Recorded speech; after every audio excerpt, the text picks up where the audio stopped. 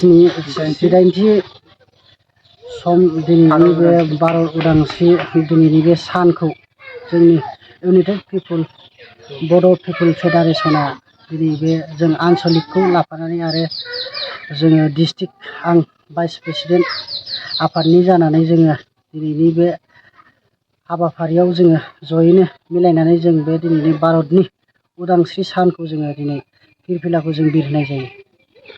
नोंथांमोना खौसेथि बर' सुबुं गौथुम हिसाबै फैबाय थानाय समाव माबायदि हाबा मावलांनो सानदों समाजाव बा हारिनि थाखाय? हारिनि थाखायथ' जोंहा नै दा बयबो गायनाय फुनायनि दिन। बिथां जोंनि आफादनि बिथां मानगोनां सोद्रोमा बिथांमोनाबो गोबाङै गायनाय फुनायाव दा मुखुब जानानै दंथ'यो।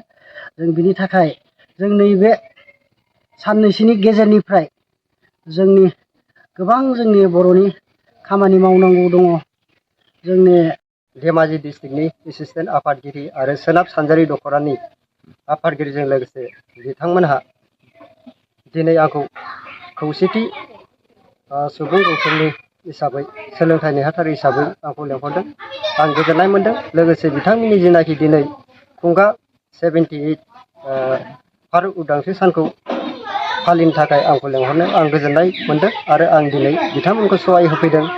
दा बेनो जे बुंनांगौआ जे जोंनि दा जिनाखि सोलिबाय थानाय बर'नि गेजेराव गामि नटिफिकेसन आरो इलेक्सननि एसे भाइरेल जादों।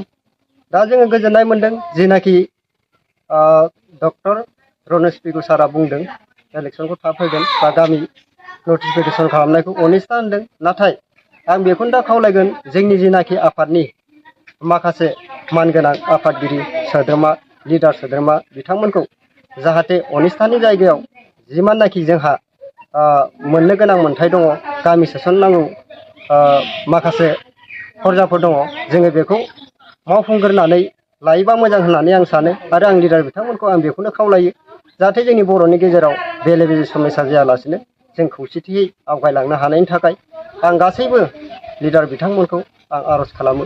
मानो होनोबा जोङो जेब्लानाखि बिटिआर एकर्ड मोनदों अब्ला जों गासैबो आउट अफ बिटिआरनि गासै सोद्रोमाफोरा बा जेनाखि बिटिआरनि बिथांमोना बाहागो लानानै बै दफाखौ मावफुंदों आरो बै मावफुंनायाव माखासे भारत सरकार आसाम सरकारजों सुक्ति जानानै फैदों आरो बे सुक्ति मथे दिनै 5.1 दफाखौ मावफुंनो नागिरदों। बेनिखायनो बे 5.1 दफाखौ जाहाथे मोजाङै मोजां मावफुंनांगौ आं बेखौ मानगोनां दैदेनगिरि बा लिडार बिथांमोननिसिम आं बेखौनो इउनाइटेड बड' पिपल फेडारेसननि सोलोंथाइ नेहाथारि हिसाबै आं बिथांमोनखौ गुरैयै खावलायो।